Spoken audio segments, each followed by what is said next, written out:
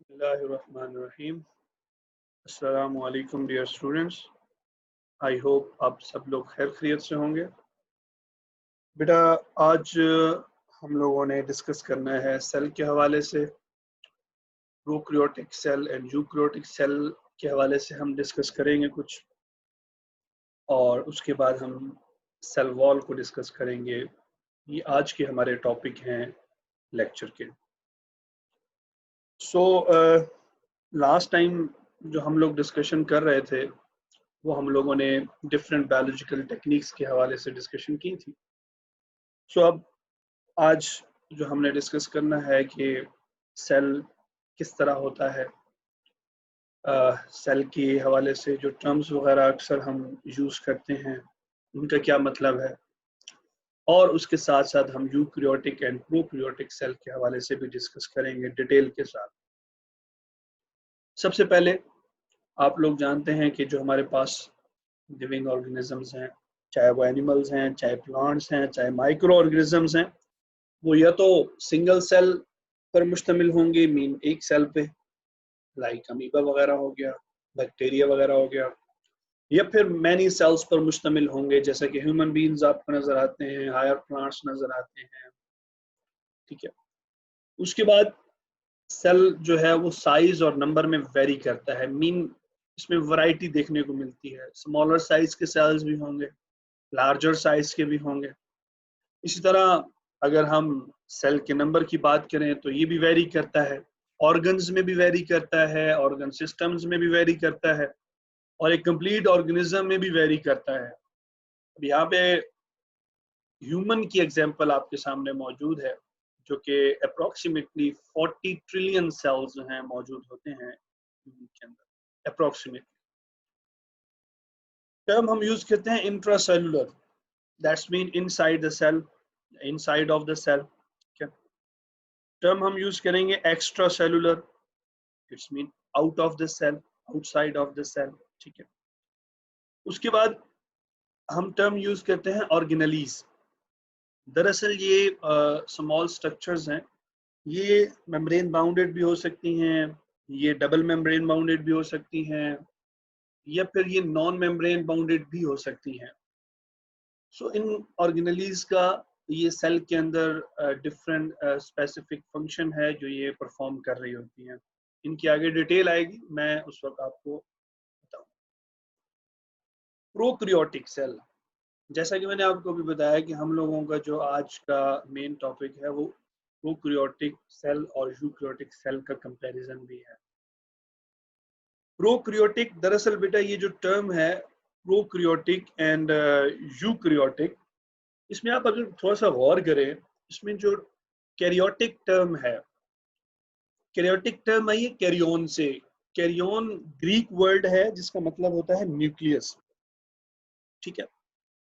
उसके साथ प्रोकैरियोटिक में प्रो मीन एशियंट, ओल्ड। ठीक है। और you mean true, proper, clear. जो प्रोकैरियोटिक वो सेल्स होंगे जिनके अंदर न्यूक्लियस मौजूद नहीं है और उनके अंदर मेम्ब्रेन बाउंडेड ऑर्गेनेलीज भी नहीं है। तो प्रोकैरियोटिक में क्या है, सिंपल डीएनए मौजूद होता है, सिंपल क्रोमोसोम मौजूद होते हैं, और जो नॉन मेम्ब्रेन बाउंडेड ऑर्गेनेली है लाइक राइबोसोम्स वगैरह, ठीक है, ये इनमें मौजूद होते हैं। उसके बाद अगर हम बात करें यूकैरियोटिक की, तो इसमें मेम्ब्रेन बाउंडेड न्यूक्लियस भी मौजूद है, सिंगल मेम्ब्रेन बाउंडेड ऑर्गेनेलीज भी होंगी, नॉन मेम्ब्रेन बाउंडेड ऑर्गेनेलीज भी इसमें शामिल होंगी, और डबल मेम्ब्रेन बाउंडेड ऑर्गेनेलीज भी इसमें शामिल होंगी। उसके बाद हमारे पास जो डायग्राम है, या आप देख सकते हैं कंपैरिजन है प्रोकैरियोट्स एंड यूकैरियोट्स का, ये आप लोगों को आज डिस्कस करना है। इंपॉर्टेंट है एग्जामिनेशन पॉइंट ऑफ व्यू से, एमसीक्यूज वगैरह भी इस पोर्शन से आते हैं, और जो है शॉर्ट आंसर में भी पूछा जा सकता है। सबसे पहले अगर हम सेल के साइज की बात करें तो बेटा प्रोकैरियोट्स में 0.2 से 2.0 माइक्रोमीटर डायमीटर में देखा जाता है, जबकि यूकैरियोट्स में जो सेल का साइज है वो 10 to 100 माइक्रोमीटर इन डायमीटर होता है।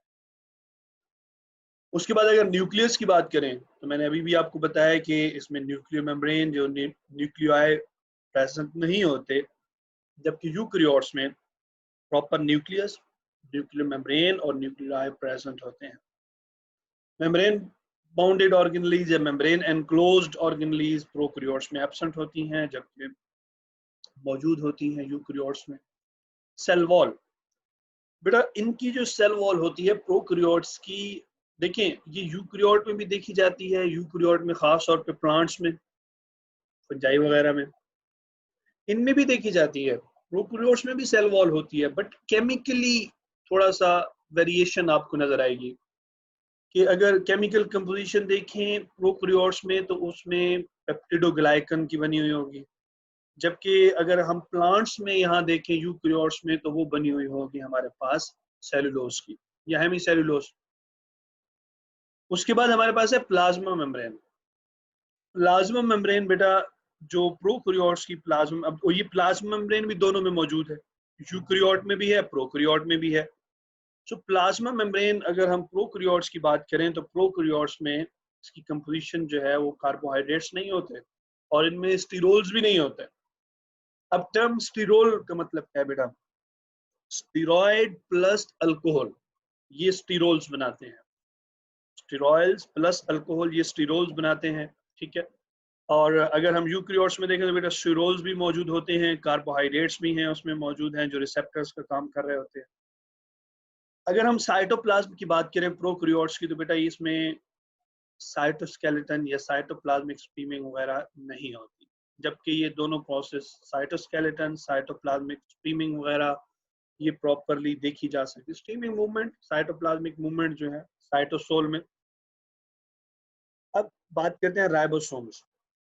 बेटा प्रोकैरियोट्स में स्मॉलर साइज होता है राइबोसोम्स का और 70S कहलाते हैं। और अगर हम बात करें यूकैरियोट्स में तो यूकैरियोट्स में लार्जर साइज होता है 80S। हाँ, इसमें स्मॉलर साइज 70S वाले भी होते हैं, बट वो माइटोकॉन्ड्रिया और क्लोरोप्लास्ट में आपको नजर आएंगे राइबोसोम्स। ये 70S या 80S क्या होता है, इसकी एक्सप्लेनेशन में आपको जब हम राइबोसोम्स के हवाले से डिस्कस करेंगे तो मैं डिटेल के साथ बताऊंगा। उसके बाद अगर क्रोमोसोम डीएनए वगैरह की अरेंजमेंट की बात करें तो सिंगल सर्कुलर क्रोमोसोम होता है, इनमें हिस्टोन प्रोटीन्स नहीं होते। बेटा हिस्टोन प्रोटीन्स वो प्रोटीन्स होते हैं जो डीएनए के साथ मिलके एक कॉम्पैक्ट स्ट्रक्चर बनाते हैं जिन्हें हम क्रोमोसोम कहते हैं। ये histone protein mostly positively charge होते हैं, डीएनए नेगेटिवली चार्ज होता है, तो ये दोनों की क्वाइलिंग सुपर क्वाइलिंग होती है। उसके बाद हमारे पास जो स्ट्रक्चर आता है वो क्रोमोसोम आता है। और ये आपको यूकैरियोट्स में क्लियर उन्होंने बता भी दिया है कि उनमें क्रोमोसोम भी है और उनके साथ हिस्टोन प्रोटीन्स भी हैं। सेल डिवीजन की बात करें तो बेटा प्रोकैरियोट्स जो हैं इनमें बाइनरी फिजन देखने को मिलती है। बाइनरी फिजन एक सिंपल डिवीजन है, जबकि यूकैरियोट्स में आपको माइटोसिस, मियोसिस वगैरह देखने को मिलेगी।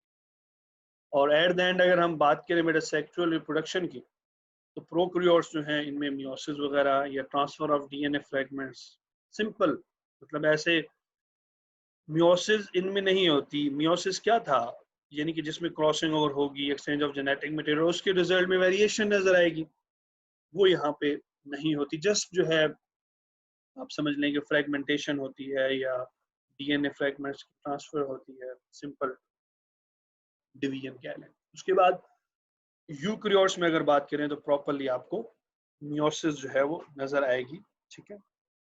जेनेटिक मटेरियल एक्सचेंज होगा, क्रॉसिंग ओवर होगा, ये सारा प्रोसेस आपको देखने को मिलेगा यूकैरियोट्स में। तो बेटा ये था difference prokaryotes and eukaryotes. I hope आप लोगों को समझ आ गया होगा। उसके बाद next prokaryote versus eukaryote diagrammatically भी यहाँ बताया गया है।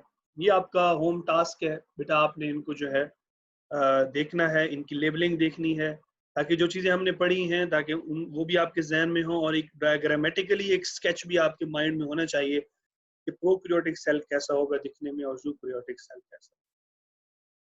एक तरफ आपके पास बैक्टीरियम मौजूद है जो कि प्रोकैरियोटिक सेल को रिप्रेजेंट कर रहा है और एक तरफ आपके पास एनिमल सेल है जो यूकैरियोटिक सेल्स को रिप्रेजेंट कर रहा है। अब आ जाते हैं एनिमल सेल और प्लांट सेल्स के हवाले से। बेटा आप लोगों को पिछले लेक्चर्स में मैंने ये होम टास्क भी दिया था कि आपने प्लांट सेल्स और एनिमल सेल्स में जो कंपैरिजन है वो बताना है, सिमिलरिटीज और डिफरेंसेस डिस्कस करनी है। आई होप आपने उसको थ्योरेटिकल फॉर्म में या डायग्राम की फॉर्म में डिस्कस किया होगा या लिखा होगा। मैं यहाँ थोड़ा सा हाईलाइट करता चलूँ। एक तरफ हमारे पास एनिमल सेल है, दूसरी तरफ हमारे पास प्लांट सेल है। अब यहाँ से भी आप हेल्प ले सकते हैं, अगर अभी तक आपने नहीं लिखा तो आप यहाँ से भी जो है ये लेबल फॉर्म में हमारे पास मौजूद हैं, तो आप इनको जो है इनके कंपैरिजंस और इनके जो डिफरेंसेस हैं जो मैंने 5 बताए थे आप लोगों ने लिखने हैं, वो यहाँ से भी देख के आप लिख सकते हैं। मैं इसको डिस्कस नहीं करूंगा, it's a part of your home task. Next हमारे पास है सेल स्ट्रक्चर के हवाले से। तो सेल स्ट्रक्चर में सबसे पहले हमें चीज नजर आती है वो सेल वॉल नजर आती है। कहाँ होती है बेटा? प्लांट सेल्स में, प्रोकैरियोट्स में, फंजाई में होती है, बट एनिमल सेल्स में ये नहीं होती। अब अगर प्लांट्स की बात करें तो बेटा ये सेलुलोज की बनी हुई होती है। प्रोकैरियोट्स की बात करें तो ये पेप्टिडोग्लाइकन की बनी होती है, और फंजाई की बात करें तो ये काइटन की बनी होती है। अब सेलुलोज क्या चीज है बेटा? अगर आपको याद हो, कार्बोहाइड्रेट्स, कार्बोहाइड्रेट्स में हमने उसकी 3 कैटेगरी पढ़ी थी, monosaccharides, oligosaccharides and polysaccharide. Cellulose carbohydrate है और पॉलीसेक्राइड है। डिफरेंट ग्लूकोज के मॉलिक्यूल्स की चेन होती है जो आपस में लिंक होते हैं, वो एक कंप्लीट वो जो पॉलीमर वो जो चेन है उसको हम सेलुलोज कहते हैं। इसकी आगे जब हम डिस्कस करेंगे इसकी आगे डिटेल भी आएगी। प्रोकैरियोट्स पेप्टिडोग्लाइकन है। ग्लाइकन ग्लूकोज से पेप्टिडोमीन, पेप्टाइड्स, प्रोटीन, प्रोटीन के मॉलिक्यूल्स अमीनो एसिड्स जब आपस में मिलते हैं पेप्टाइड लिंकेज डेवलप होता है। प्रोकैरियोट्स में ये कंपोजिशन होती है सेल वॉल की। और फंजाई, काइटन, बेटा ये भी पॉलीसेकेराइड है, ठीक है। प्लांट सेल्स 3 लेयर्स, क्योंकि हम लोगों ने यहाँ पे जो डिस्कस करना है वो प्लांट सेल के हवाले से डिस्कस करना है सेल वॉल को। तो प्लांट सेल में अगर देखें तो 3 लेयर्स पर मुश्तमिल होते हैं। प्राइमरी सेल वॉल होती है, सेकेंडरी सेल वॉल होती है एंड मिडल लमेला होता है, ठीक है। यहाँ पे डायग्राम में माइक्रोस्कोपिक डायग्राम है, आप देख सकते हैं। इसमें न्यूक्लियस भी नजर आ रहा है आपको, सेल वॉल भी, सेल मेम्ब्रेन भी, कुछ वैक्यूल्स भी आपको नजर आ रहे होंगे। ओके, नेक्स्ट बेटा हमारे पास जो टॉपिक है सेल वॉल, इसको हमने एक्सप्लेन करना है डिटेल के साथ ताकि आपको क्लियर हो जाए। सबसे पहले मैंने आपको बताया कि ये प्राइमरी सेल वॉल पर मुश्तमिल होता है। ट्रू वॉल है, प्रॉपर कंप्लीट वॉल होती है ये। प्रेजेंट कहाँ पे होती है? Inner to middle lamella, thin होती है, फ्लेक्सिबल होती है। कंपोजिशन की बात करें तो बेटा ये सेलुलोज, हेमी सेलुलोज और पेक्टिन की बनी हुई होती है, ठीक है। इसमें क्रिस क्रॉस अरेंजमेंट देखी जाती है, क्रिस क्रॉस अरेंजमेंट, और ये क्या करती है? ये स्ट्रेंथ प्रोवाइड करती है। उसके बाद आ जाती है secondary cell wall. Secondary cell wall कहाँ पे होती है? प्राइमरी जो सेल वॉल है उसके और प्लाज्मा मेम्ब्रेन, यानी कि सेल का प्लाज्मा मेम्ब्रेन जो है इनके दरमियान में होती है। ये सिर्फ और सिर्फ स्क्लेरेनकाइमा सेल्स में होता है। अब secondary cell wall, sclerenchyma cells मतलब बेटा प्लांट के जो हैं वो 3 तरह के सेल्स होते हैं, 3 कैटेगरीज के। एक को हम पेरेन्काइमा कहते हैं, एक को कोलेनकाइमा कहते हैं और एक को स्क्लेरेनकाइमा कहते हैं। इसी बेस पे फिर प्लांट के टिश्यूज को भी हम डिवाइड करते हैं, sclerenchyma tissue, parenchyma and collenchyma. तो जो स्क्लेरेनकाइमा है दरअसल ये प्लांट को जो है वो स्ट्रेंथ प्रोवाइड कर रहे होते हैं, इन्हीं में सेल वॉल देखने को मिलती है। और जनरली ये डेड होते हैं, क्योंकि आपने अक्सर देखा होगा कि जो हायर प्लांट्स हैं उनकी बार्क, बाहर वाला जो पोर्शन है वो आपको डेड पोर्शन नजर आता है, तो ये स्क्लेरेनकाइमा सेल्स डेड होते हैं। कंपोजिशन की बात करें तो बेटा cellulose, lignin, hemicellulose, inorganic salts and waxes से ये बने हुए होते हैं। और इसका रोल क्या है कि ये क्या करता है?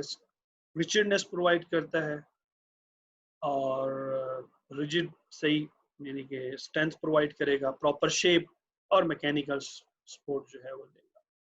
उसके बाद नेक्स्ट टॉपिक है लास्ट, मतलब जो हम सेल वॉल को डिस्कस कर रहे थे उसकी जो लास्ट लेयर है, this one is middle Lamela.